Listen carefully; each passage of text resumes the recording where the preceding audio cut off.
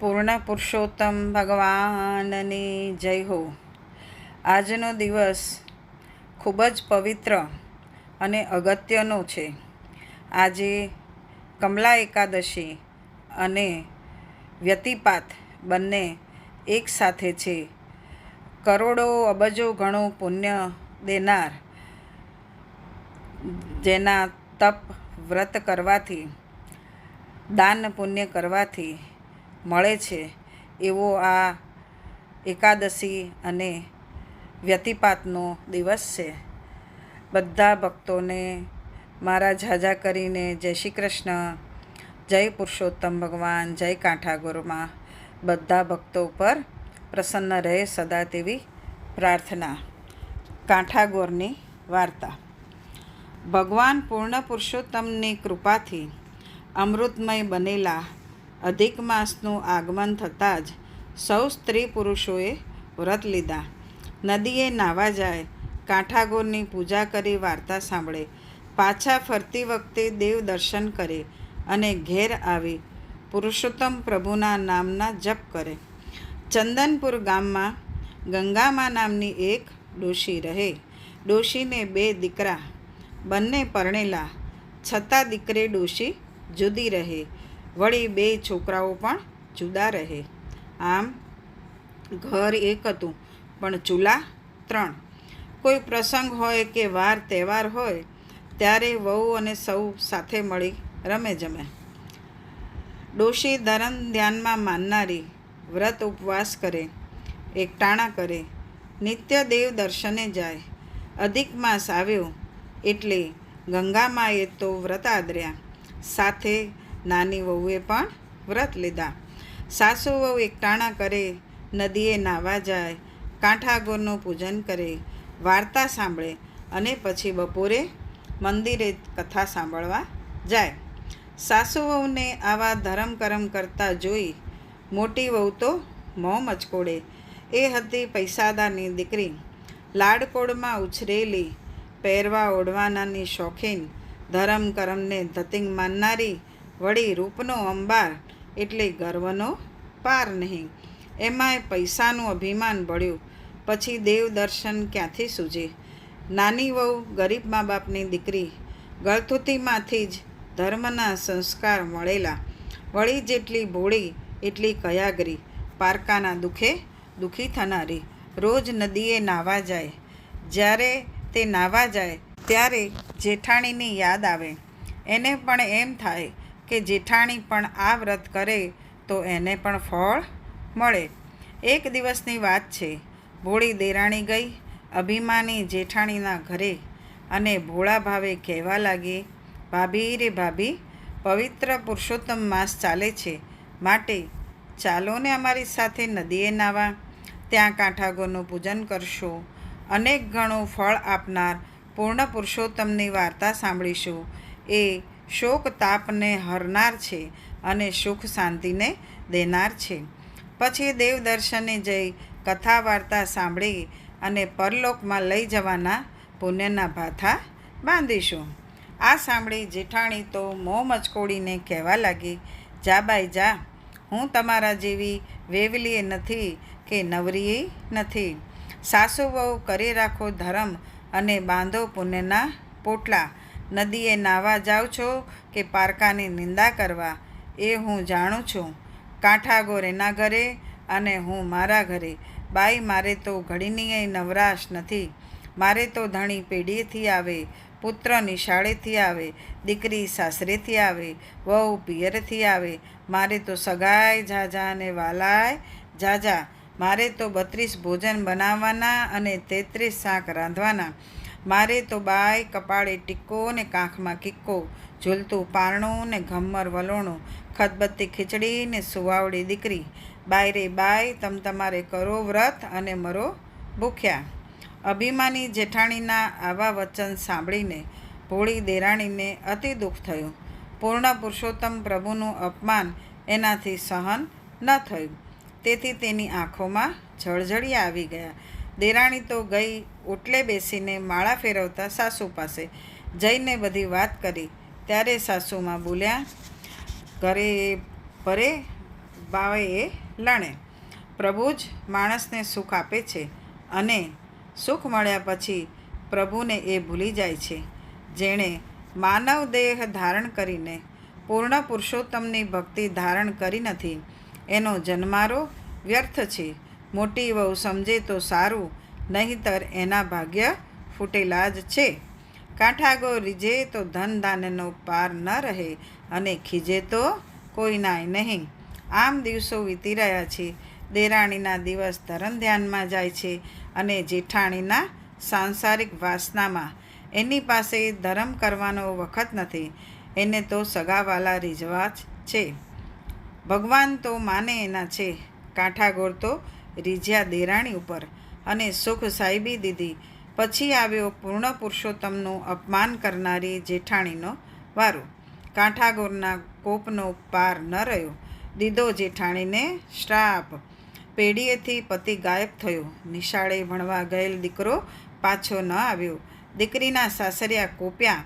સીમના ઢોર સીમમાં રહ્યા. આવો કાળો કેર જોઈને જેઠાણીના શોકનો પાર ન રહ્યો.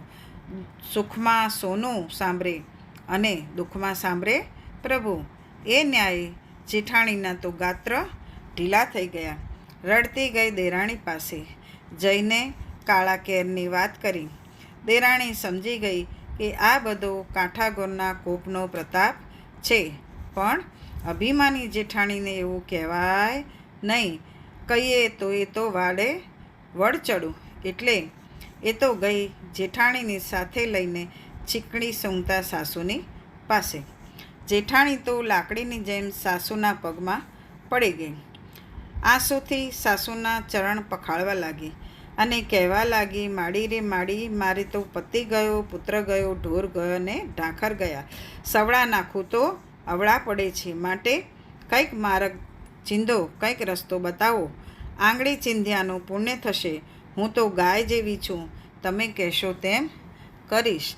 ત્યારે સાસુ એને સમજાવવા લાગ્યા, વહુ, તે જાણી અજાણીએ પૂર્ણ પુરુષોત્તમ પ્રભુનું અપમાન કર્યું છે.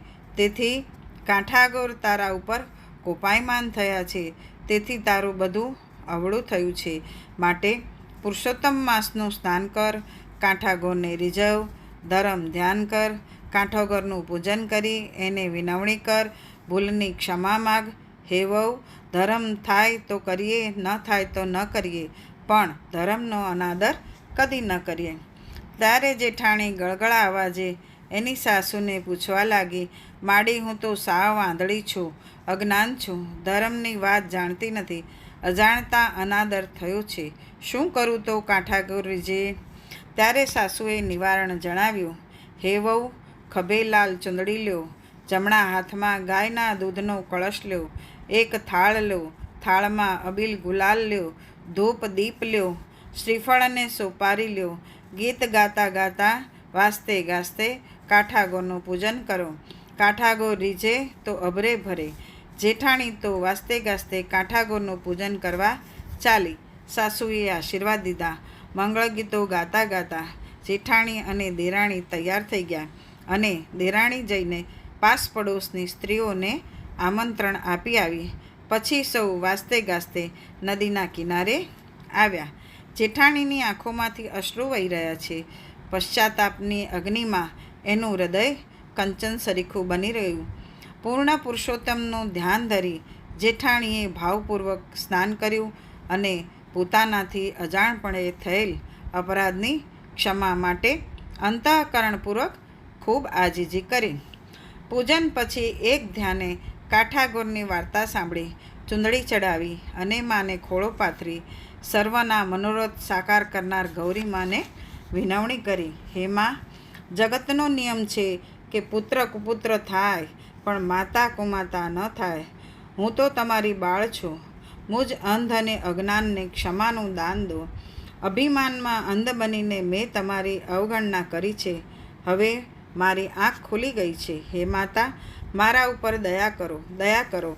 હવે હું આવી ભૂલ નહીં કરું, ધર્મ ધ્યાન કરીશ. જેઠાણીની આર્દ્રવાણી સાંભળી સાચા પશ્ચાતાપથી ગૌરીમાએ અતિ પ્રસન્ન થયા.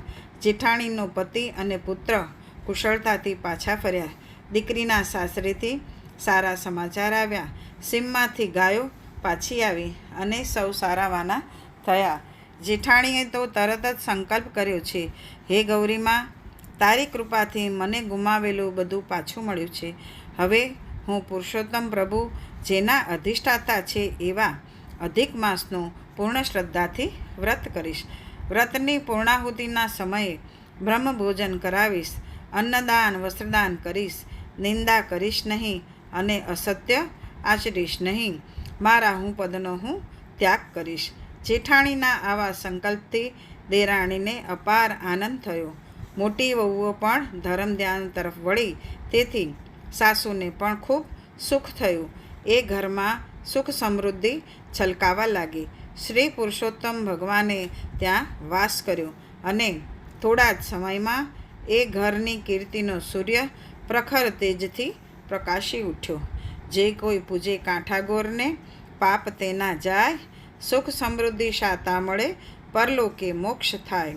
હે કાંઠાગોરમાં, પશ્ચાતાપથી શુદ્ધ બનેલ જેઠાણીને, તેની દેરાણીને તથા સાસુને જેવા ફળ્યા એવા શ્રદ્ધાથી તમારું વ્રત કરનાર સર્વને ફળજો. બોલો કાંઠાગોરમાંની જય હો. પુરુષોત્તમ ભગવાનનો અધ્યાય 12મો, મેઘાવતીનો બીજો જન્મ. નારાયણ પ્રભુ દેવર્ષિ નારદને કહી રહ્યા છે, હે વત્સ, ભગવાન સદાશિવ અંતર્ધ્યાન થયા પછી ઋષિકન્યા મેઘાવતી કરુણ રુદન કરવા લાગી. 9000 વર્ષના કઠિન તપ પછી મળેલા આવા વિચિત્ર વરદાનના શોકમાં એ એવી ડૂબી ગઈ કે થોડાક જ દિવસમાં એ મૃત્યુ પામી. એ સમયે પૃથ્વી પર યજ્ઞસેન નામનો એક રાજા પુત્રેષ્ઠી યજ્ઞ કરી રહ્યો હતો. અંતિમ આહુતિ આપ્યા પછી યજ્ઞકુંડની વેદીમાંથી રૂપરૂપના અંબાર જેવી શ્યામવર્ણી કુમારિકા ઉત્પન્ન થઈ. આ કન્યાનું દ્રૌપદી એવું નામ રાખવામાં આવ્યું. આ કન્યા બીજું કોઈ નહીં, સ્વયં મેઘાવતી હતી.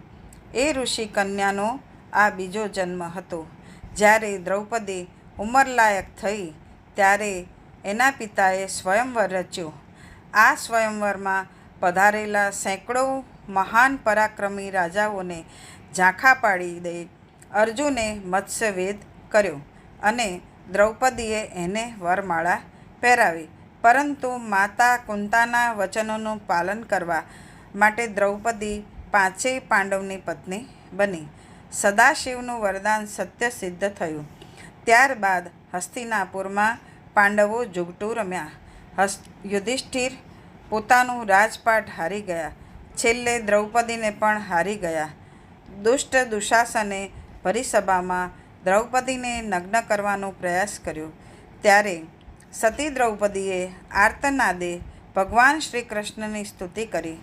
ભક્તવત્સલ ભગવાને દ્રૌપદીનો પ્રાણ પોકાર સાંભળ્યો અને ગરુડગામી પ્રભુએ પાપણના પલકારે હાજર થઈ 999 ચીર પૂર્યા. સતી દ્રૌપદીની લાજ રાખી. આ બધા કષ્ટોના મૂળ કારણમાં પૂર્વજન્મે દ્રૌપદીએ પાવન પુરુષોત્તમ માસની જે અપેક્ષા કરેલી તે હતું. પુરુષોત્તમ માસ આવો પવિત્ર અને પાવનકારી છે. ઋષિમુનિઓ, દેવોલોકો, નાગલોકો એની પ્રશંસા કરતા થાકતા નથી. કામ્યક વનમાં વનવાસ વેઠતા પાંડુપુત્રોને રમણ મોરારી ભગવાન શ્રી કૃષ્ણ કહેવા લાગ્યા, હે પાંડુપુત્રો, તમે પણ આ પવિત્રતમ પુરુષોત્તમ માસનો ભાવથી વ્રત કરો. તમારા સર્વ દુઃખો દૂર થશે, કષ્ટોનું નિવારણ થશે અને ગુમાવેલા સુખ સંપત્તિ, સામ્રાજ્ય, સમૃદ્ધિ પાછા મળશે. જીવનના અંતે મોક્ષની પ્રાપ્તિ પણ થશે. આમ કરુણાકારી ભગવાન શ્રી કૃષ્ણ પોતાના પ્રિય ભક્તો એવા પાંડવોને ઉપાય દેખાડીને દ્વારિકા સીધાવ્યા. ત્યારે પાંડવો સ્તુતિ કરવા લાગ્યા, હે જીવન આધાર, હે દ્વારિકાધીશ, તમે જ અમારા જીવનના રખવાળ છો, તમે જ અમારા રક્ષક છો. અમને સદાય આપનું શરણ રહે. ભગવાન શ્રી કૃષ્ણે પાંડવોને ધીરજ બંધાવી રથમાં બેસી દ્વારિકા તરફ પ્રયાણ કર્યું. ત્યારે ધર્મરાજ યુધિષ્ઠિર પોતાના અનુજોને કહેવા લાગ્યા, હે બાંધવો, થોડાક જ સમય પછી પાવન પુરુષોત્તમ માસ આવે છે. ભગવાનની આજ્ઞા મુજબ આ પવિત્ર વ્રત પૂર્ણ શ્રદ્ધાભાવે કરવાનો સંકલ્પ કરો. 5 પાંડવો અને છઠ્ઠી દ્રૌપદીએ સંકલ્પ કર્યો અને બધા તીર્થાટન કરવા નીકળ્યા. પુરુષોત્તમ માસ શરૂ થયો અને ત્યારે વિધિપૂર્વક વ્રત કર્યું. આ વ્રતના પ્રભાવે વનવાસના 12 વર્ષ અને અજ્ઞાતવાસનું 1 વર્ષ એમ 13 વર્ષ પૂરા થયા બાદ મહાભારતના યુદ્ધમાં વિજયને વર્યા અને ગુમાવેલું રાજ્ય પાછું મળ્યું. બોલો પૂર્ણ પુરુષોત્તમ ભગવાનની જય હો. અધ્યાય 12મો સંપૂર્ણ. પવિત્ર પુરુષોત્તમ માસ પાવનધારા 12મી તાવડી તપેલીની વાર્તા. ચંદન નગરીમાં કાશીનાથ નામે એક બ્રાહ્મણ રહેતો હતો. તેની પત્નીનું નામ અન્નપૂર્ણા હતું. બ્રાહ્મણ બ્રાહ્મણી બંને સંતોષી જીવ. પ્રભુ ઉપર અડગ શ્રદ્ધા. કદી કોઈનું ખરાબ બોલે નહીં, કદી કોઈનું ખરાબ ઈચ્છે પણ નહીં. સંતાનમાં 4 દીકરી ને 2 દીકરા. વસ્તારી કુટુંબ. આખું ઘર ધાર્મિક વૃત્તિનું. વર્ષના બધા વ્રતો કરે. શ્રાવણ મહિનો ઉપવાસ એકટાણા કરે. વળી અધિક માસ આવે ત્યારે બધા નદીએ નાહવા જાય. એમ કરતાં છોકરીઓ ઉંમરલાયક થઈ અને પરણીને સાસરે ચાલી ગઈ. બ્રાહ્મણીના માથેથી કામ ઉતર્યું નહીં, કારણ કે છોકરા હજુ નાના હતા અને અડધો દિવસ તો રોટલા ઘડવામાં જ જતો. પુરુષોત્તમ માસ આવે ત્યારે બ્રાહ્મણીને રાંધવાની કડાકૂટ જરાય ન ગમતી, કારણ કે પ્રાતઃકાળે નદીએ નાહવા જવું, કાઠાગોરની વાર્તા સાંભળવી, દેવ દર્શન કરવા, એમાં અડધો દિવસ વીતી જતો. પછી રસોઈ બનાવવી પડતી, તેથી કથા વાર્તામાં જવાતું નહીં. બ્રાહ્મણી રોજ ભગવાન પુરુષોત્તમને પ્રાર્થના કરતી કે હે અંતર્યામી, મારા માથેથી ચૂલો ઉતાર. રાંધવાની કડાકૂટ મારાથી થતી નથી, તેથી મારાથી વાર્તામાં પણ જવાતું નથી. તૈયાર રસોઈ મળે એવું કંઈક કર. ભગવાન તો ભાવના ભૂખ્યા છે. ભક્ત જો શુદ્ધ હૃદયે પ્રાર્થના કરે તો ભગવાન અવશ્ય સાંભળે છે. બ્રાહ્મણીની પ્રાર્થના પ્રભુએ સાંભળી. રાતના પાછલા પ્રહરે બ્રાહ્મણને સપનામાં દર્શન દીધા. સ્નેહથી મસ્તક ઉપર હાથ મૂકીને ભગવાન કહેવા લાગ્યા, હે ભક્ત, તારું આખું કુટુંબ ધર્મપ્રેમી છે. ધર્મ પ્રત્યે તમારી અતૂટ શ્રદ્ધા જોઈને હું પ્રસન્ન થયો છું. તારી પત્ની રાંધવાની કડાકૂટમાં મારું સ્મરણ કરી શકતી નથી, તેથી તેનું અંતર દુભાય છે.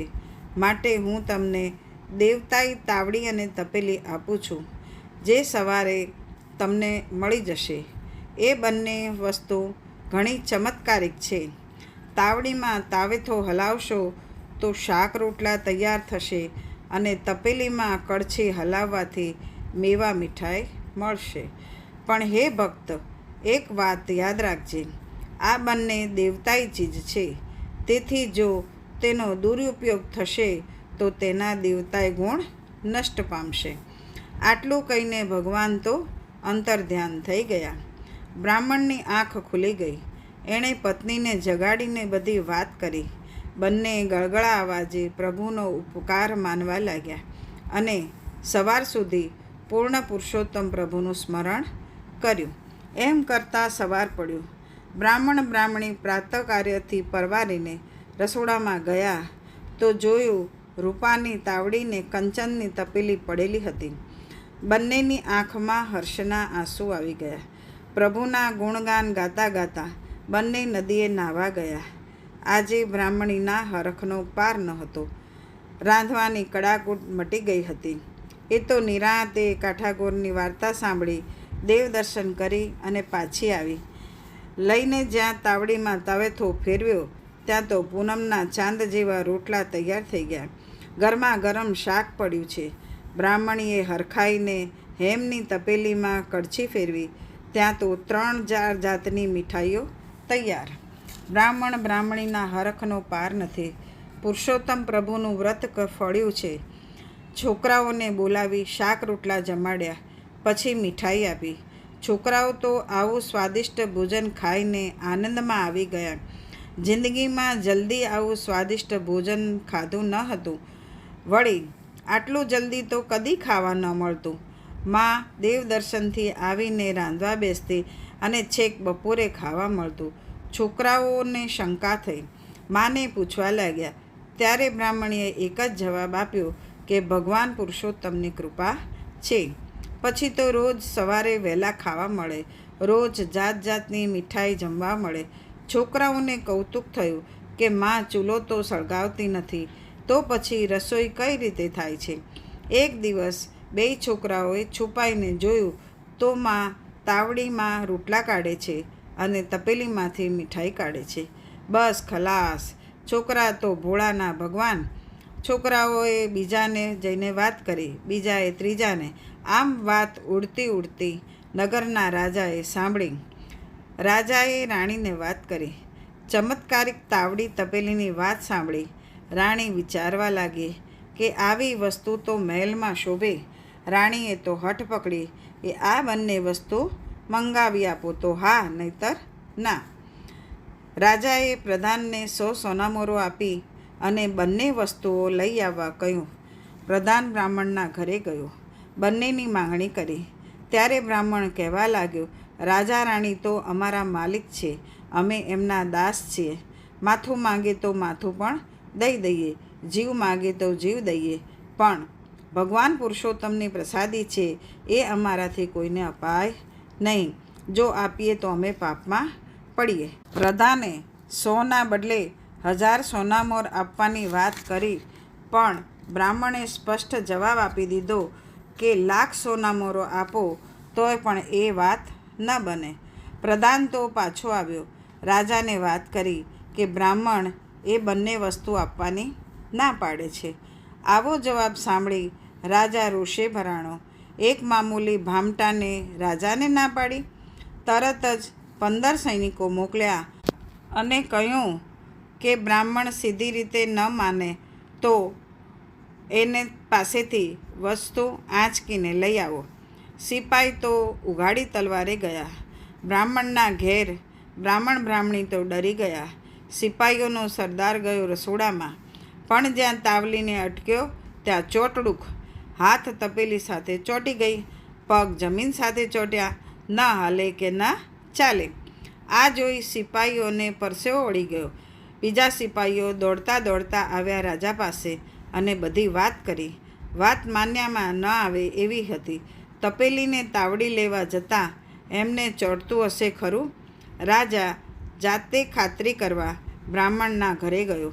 અભિમાનથી છાતી ફૂલાવતો જ્યાં તપેલી લેવા ગયો ત્યાં એ ચોટડુક કાષ્ઠમાંથી કોતર્યો હોય તેવો થઈ ગયો.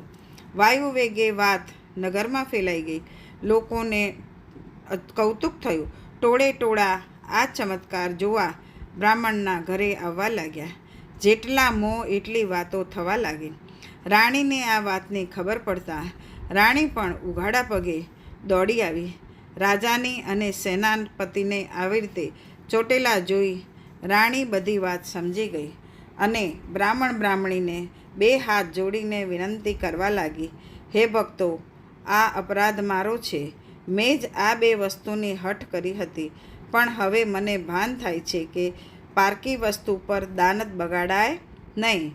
હું અંતઃકરણપૂર્વક તમારી માફી માગું છું. તમે પ્રભુના પ્યારા ભક્ત છો. ગમે તેમ કરીને મારા સ્વામીને છોડાવો. બ્રાહ્મણ બ્રાહ્મણી તો દયાળુ હતા જ. તરત જ પુરુષોત્તમ ભગવાનને પ્રાર્થના કરવા લાગ્યા.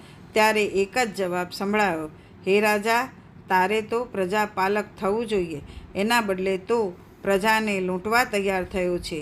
મેં મારા ભક્તને તેમની ભક્તિનું ફળ આપ્યું છે, એના ઉપર તે દાનત બગાડી, તે મારો અપરાધ કર્યો છે.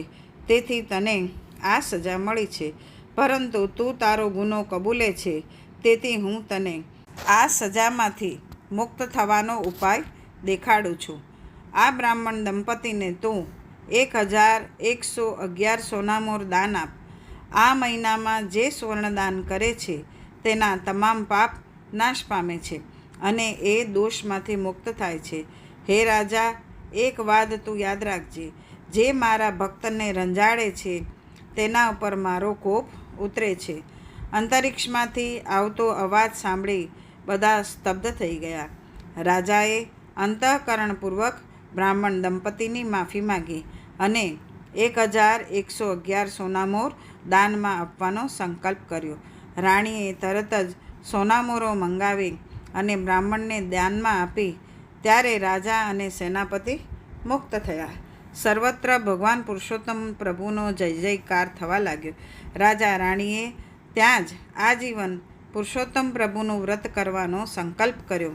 હે પુરુષોત્તમ પ્રભુ, તમે શ્રદ્ધાળુ બ્રાહ્મણીને ફળ્યા એવું તમારું વ્રત કરનાર અને આ વાર્તા સાંભળ સર્વને ફળજો. બોલો પૂર્ણ પુરુષોત્તમ ભગવાનની જય હો. કૃષ્ણ કનૈયા લાલની જય હો. અધિક માસની પવિત્ર કમલા એકાદશીની કથા. દ્વાપર યુગની વાત છે. મહાભારતનું યુદ્ધ પૂર્ણ થયું છે. પાંડવોએ ધર્મના રાજની સ્થાપના કરી છે.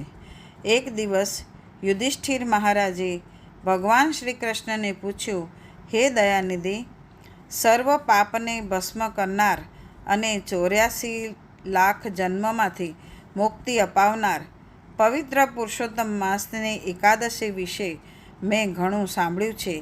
મારે પણ એ વ્રત કરવાની ઈચ્છા છે. તો હે પ્રભુ, કૃપા કરીને મને એ વ્રતની વિગત વિધિ જણાવો. તેમજ એ વ્રતમાં કોની પૂજા કરવી, કોની આરાધના કરવી, એ વ્રતનું મહાત્મ્ય જણાવો અને વ્રત ફળ વિશે પણ જણાવવા કૃપા કરો. ત્યારે ભગવાન શ્રી કૃષ્ણ યુધિષ્ઠિરની જિજ્ઞાસાને શાંત કરવા માટે બોલ્યા, હે યુધિષ્ઠિર, આ પવિત્ર માસમાં 2 એકાદશી આવે છે. આ બંને એકાદશીનું અલૌકિક મહાત્મ્ય છે. શુક્લ પક્ષની એકાદશી કમલા એકાદશી કહેવામાં આવે છે. પ્રથમ હું તમને કમલા એકાદશી વિશે કહું છું. તે ધ્યાનપૂર્વક શ્રવણ કરો. સર્વ તિથિઓમાં શ્રેષ્ઠ એવી આ પવિત્ર એકાદશી મનુષ્યના સર્વ મનોરથ સાકાર કરી સુખ સંપત્તિ અને સુખ વૈભવ આપનારી છે. ત્યારબાદ ભગવાન શ્રી કૃષ્ણ પોતાના શ્રીમુખે કહેવા લાગ્યા, હે પાંડવ કુળદીપક, આ વ્રત કરવું હોય તો પ્રાતઃકાળે વહેલા ઉઠવું. પ્રથમ ભગવાન પુરુષોત્તમનું સ્મરણ કરીને વ્રતનો સંકલ્પ કરવો. પછી સ્નાન કરી પૂજા અર્ચના કરવી અને નિયમ ધારણ કરવા. આ પવિત્ર મહાત્મ્યવાળી એકાદશીના દિવસે ઘરમાં જપ કરવામાં આવે તો 100 ગણું ફળ પ્રાપ્ત થાય છે. નદીએ જઈને વ્રત કરનારને સહસ્ત્ર ગણું ફળ પ્રાપ્ત થાય છે. ગૌશાળામાં બેસીને જપ કરનારને લક્ષ ગણું ફળ મળે છે. અગ્નિહોત્રીના ઘરમાં જ કરવાથી કરોડ ગણું ફળ મળે છે. શિવાલયમાં અથવા કોઈ પણ દેવ મંદિરમાં જપ કરવાથી અબજ ગણું ફળ મળે છે. અને ભગવાન શ્રી વિષ્ણુના સાનિધ્યમાં જપ કરનારને અનંત ગણું ફળ પ્રાપ્ત થાય છે. યુધિષ્ઠિર એકાગ્ર ચિત્તે વિધિ સાંભળતા રહ્યા. વ્રતનું અતિ પાવનકારી મહાત્મ્ય સાંભળી યુધિષ્ઠિર ભગવાનને કહેવા લાગ્યા, હે પરમ કૃપાળુ, હવે મને વ્રતની પાવન કથા સંભળાવો. ત્યારે ભગવાન શ્રી કૃષ્ણે આ પવિત્ર વ્રતની પવિત્ર કથા સંભળાવી. હે રાજન, પૂર્વકાળની વાત છે. અવંતી નગરીમાં શિવમિત્ર નામે એક અતિ વિદ્વાન બ્રાહ્મણ રહેતો હતો. એ મહાજ્ઞાની હતો. એને 5 પુત્ર હતા. મોટા 4 પિતાની જેમ જ વિદ્વાન અને જ્ઞાની, કર્મકાંડ કુશળ અને વેદોના જાણકાર હતા. પણ સૌથી નાનો પુત્ર અતિ લાડ પ્યારમાં અને કુસંગના કારણે દુષ્ટ બની ગયો હતો. ચોરી ચકારી કરતો, વ્યભિચાર આચરતો. આથી શિવમિત્રના હૃદયને અપાર દુઃખ થતું. એક દિવસ એણે કંટાળીને નાના પુત્રને ઘરમાંથી કાઢી મૂક્યો. દુષ્ટ સ્વભાવને કારણે એ પુત્રને કોઈએ આશરો ન આપ્યો. એના ઉપર બધા થૂ કરવા લાગ્યા. સર્વ મિત્રો પણ તેને છોડીને ગયા. તેથી એ અતિશય ત્રાસ પામીને જંગલમાં ચાલ્યો ગયો અને ત્યાં ઝૂંપડી બાંધીને રહેવા લાગ્યો. કરેલા કર્મ પર એ આંસુ સારતો હતો. પાપના ફળ ભોગવતો એ દારૂણ દુઃખમાં જીવન વિતાવવા લાગ્યો. એમ કરતાં 6 મહિના પસાર થઈ ગયા. બ્રાહ્મણ પુત્રની હાલત દિવસે દિવસે ખરાબ થતી ગઈ. પાપ એનો પીછો છોડતા ન હતા. એક દિવસ એમણે વિચાર્યું કે જઈને પ્રયાગમાં સ્નાન કરું તો કદાચ પાપ મુક્ત થાઉં અને મારા દુઃખોનો અંત આવે. આમ વિચારીને બ્રાહ્મણ પુત્ર પ્રયાગરાજ તરફ ચાલી નીકળ્યો. ટાઢ તડકો વેઠતો ઘણા દિવસે એ ત્રિવેણીના તીરે આવી પહોંચ્યો. ઉઘાડા પગમાં કાંટા કાંકરા વાગવાથી લોહી નીકળતું હતું. વસ્ત્રો પણ તાર તાર થઈ ગયેલા હતા. ત્રિવેણીમાં સ્નાન કરીને એક વૃક્ષની નીચે આરામ કરવા બેઠો. કકડીને ભૂખ લાગી હતી. સવારથી અન્નનો એક દાણો મોઢામાં ગયો ન હતો. ઘડી બે ઘડી આરામ કરીને એ આગળ વધ્યો. રસ્તામાં એક આશ્રમ આવ્યો. એણે વિચાર્યું કે આશ્રમમાં જરૂર મને કંઈક ખાવા મળશે, માટે લાવ આશ્રમમાં જાઉં. એ તો ગયો આશ્રમમાં. એ આશ્રમમાં મહર્ષિ શૃંગી રહેતા હતા. એ વખતે મહર્ષિ શૃંગ ભાવિકોને કમલા એકાદશીની કથા સંભળાવતા હતા. બ્રાહ્મણ પુત્ર પણ હમણાં કથા પૂરી થાય પછી ખાવાનું માંગું એમ વિચારી કથા સાંભળવા બેસી ગયો. કથાના અંતે મહર્ષિ શૃંગી બોલ્યા, હે ભાવિકો, આજે પવિત્ર કમલા એકાદશી છે. જે કોઈ નર નારી આજના દિવસે ઉપવાસ કરશે તેના સગળા પાપો બળી જશે અને શ્રી લક્ષ્મીની તેના ઉપર કૃપા થશે.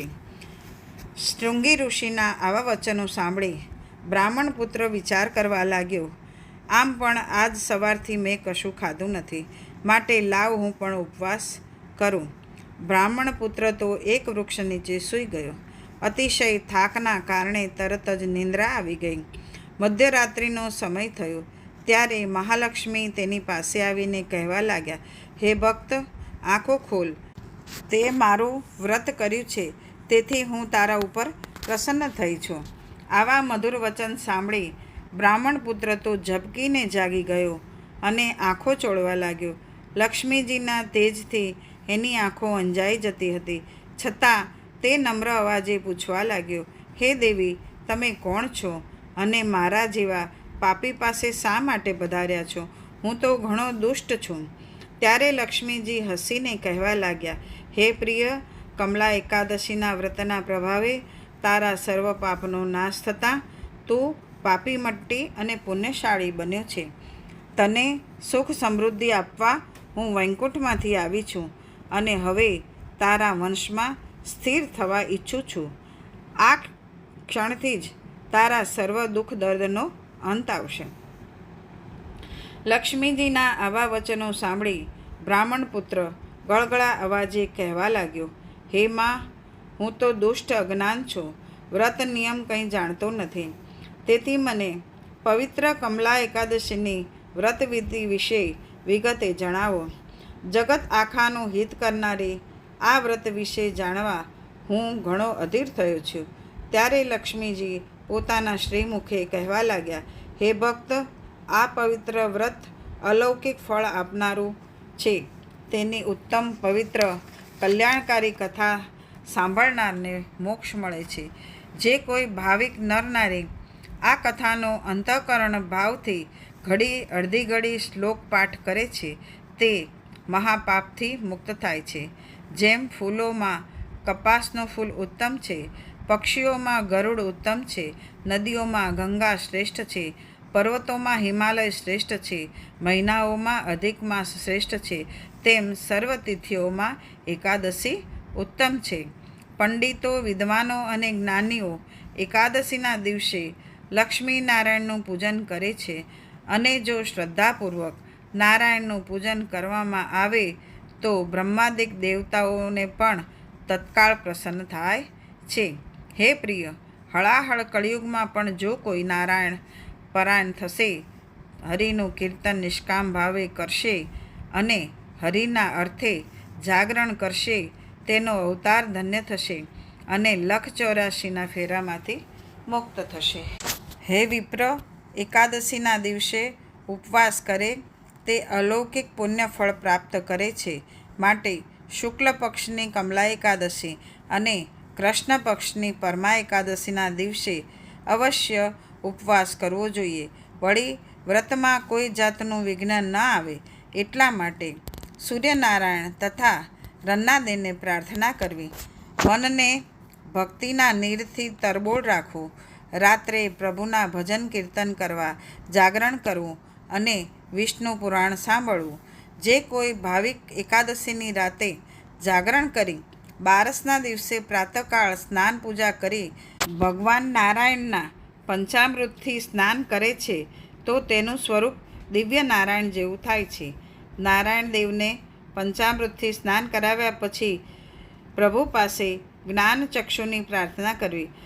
બ્રહ્મભોજન કરાવી યથાશક્તિ દક્ષિણા આપવી. પંચયંત્ર મૌન ધરી સગા સંબંધી હિતોચ્છુ સાથે ભોજન લેવું. આમ જે કોઈ ભાવિક વિધિપૂર્વક એકાદશીનું વ્રત કરે છે એ આ લોકમાં સર્વ સુખ ભોગવીને અંતકાળે વૈકુંઠને પામે છે. આમ બ્રાહ્મણ પુત્રને પવિત્ર એકાદશીનું મહાત્મ્ય સમજાવી લક્ષ્મીજી કહેવા લાગ્યા, હે વત્સ, હું તારા ઉપર અતિ પ્રસન્ન થઈ છું, તેથી હું તારા ઘરે આવું છું, ત્યાં મારો વાસ કરીશ. લક્ષ્મીજીની અનહદ કૃપા થવાથી દુષ્ટ બ્રાહ્મણ પુત્ર પાપીમાંથી પુણ્યશાળી થયો અને ધનમાં આળોટવા લાગ્યો. જે પિતાએ તેને કાઢી મૂક્યો હતો એ જ એમને માનપાન આપવા લાગ્યા. ગામે ગામ એમના સામૈયા કર્યા. આ પવિત્ર કથા યુધિષ્ઠિરને સંભળાવ્યા પછી ભગવાન શ્રી કૃષ્ણ બોલ્યા, હે યુદ્ધમાં સ્થિર રહેનારા, કમલા એકાદશીનું વ્રત કરે છે એને કથા વાંચે છે અને સર્વ પાપોમાંથી મુક્ત બનાવું છું. બોલો પાપ વિમોચનની પવિત્ર કમલા એકાદશીની જય હો. પૂર્ણ પુરુષોત્તમ ભગવાનની જય હો. એકાદશી માતની જય હો. હવે આવે છે વ્યતિપાતની કથા. જે એકાદશી અને વ્યતિપાત બંને એક જ દિવસ હોવાથી અતિ પાવનકારી છે. વ્યતિપાતની કથા. વ્યતિપાત એ ખરેખર તો મૃત્યુલોકના માનવી માટે એક પર્વ સમાન છે. આ વ્રત કરવાથી કાળના દેવ યમરાજ પ્રસન્ન થાય છે. તેમાંય પવિત્ર પુરુષોત્તમ માસ આવતો એમાંય પ્રતિવાત હોય તો તે મહાફળદાયી છે. આ વ્યતિપાત યોગની કથા વરાહ ભગવાને વરાહ અવતાર ધારણ કર્યો ત્યારે પૃથ્વીને સંભળાવી હતી. નારદ પુરાણમાં પણ વ્યતિપાતના વ્રતની કથા અને મહાત્મ્ય આપેલા જ છે.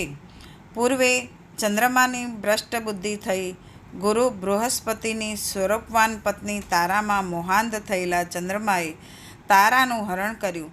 ત્યારે ભગવાન સૂર્યનારાયણ મિત્રભાવે ચંદ્રને સલાહ આપી કે આવું ઘોર કૃત્ય ન કરાય, તું મહાપાપને પામીશ. પણ એ કહેવત કે મોહાંધને શિખામણ કડવી લાગે એમ ચંદ્રને પણ સૂર્યદેવની સલાહ ન ગમે. એ તો રોષમાં આવી ગયો અને કોપ દ્રષ્ટિથી ચંદ્રની સામે જોયું. બંને સળગતી નજરો એક થઈ તણખા જર્યા. એમાંથી એક પ્રચંડ કાળો અને કદરૂપો બિહામણો પુરુષ ઉત્પન્ન થયો. એની ભયંકરતા ભલભલાના ગાત્ર ગાળી દે તેવી હતી. તેને 8 આંખો હતી, 18 હાથ હતા. તેનું મોં ગુફા જેટલું પહોળું હતું. જાણે આખા જગતને ગળી જવા ઈચ્છતો હોય એવો હુંકાર કરતો હતો. એનું હાસ્ય સમુદ્રને ખળભળાવી નાખે તેવું હતું. રાક્ષસોના હૃદય પણ બેસી જાય એવી એની વાણી કર્કશ વાણી હતી. એ કર્કશ અવાજે બોલતો હતો, હું આખા જગતને હમણાં જ ગળી જઈશ, એ માટે જ મારો જન્મ થયો છે. જગત આખું મારો ભક્ષ છે. ત્યારે સૂર્ય અને ચંદ્ર બંને તેને કહેવા લાગ્યા, પહેલાં ધ્યાનથી અમારી વાત સાંભળ, પછી તારી ઈચ્છા પડે તેમ કરજે.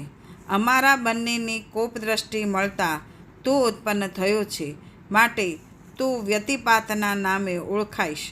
તું યુગોનો રાજા બનીશ, પણ તારો યોગ 27 દિવસે આવશે.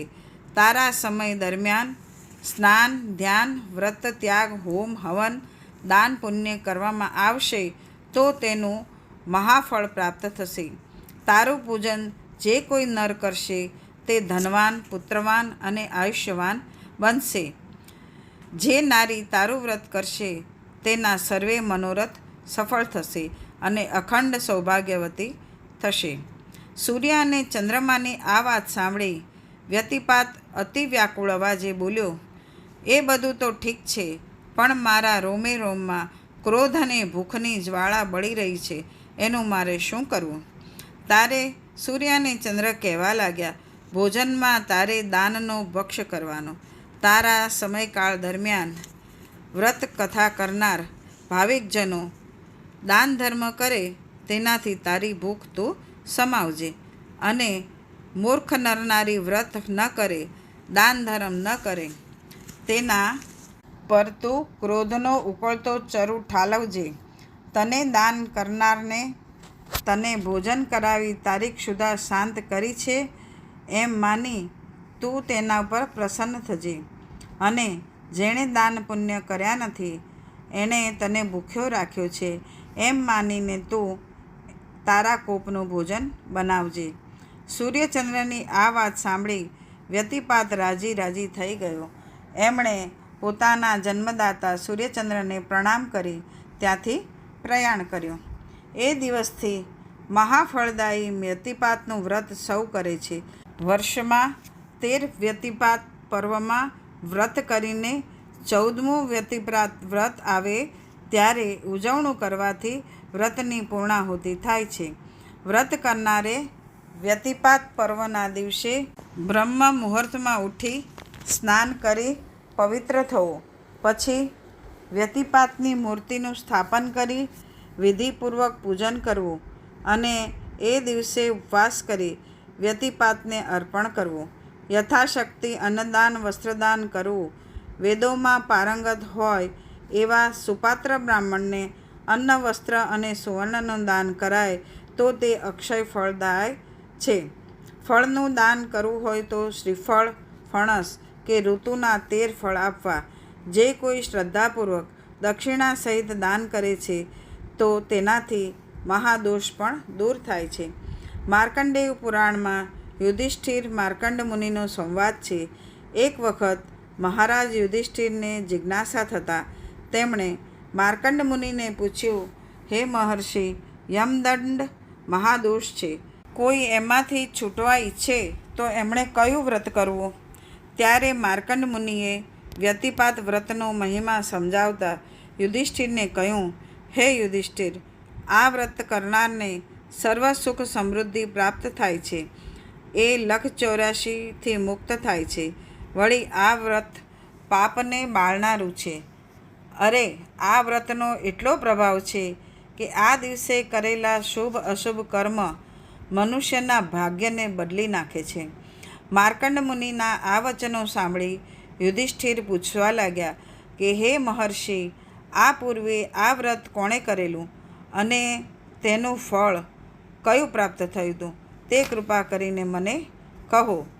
ત્યારે માર્કંડ મુનિ બોલ્યા, હે યુધિષ્ઠિર, પૂર્વ હયશ્ચ રાજાએ આ વ્રત કર્યું હતું અને આ વ્રતનું ફળ એ દયાળુ રાજાએ એક ભૂંડને આપી દીધું હતું.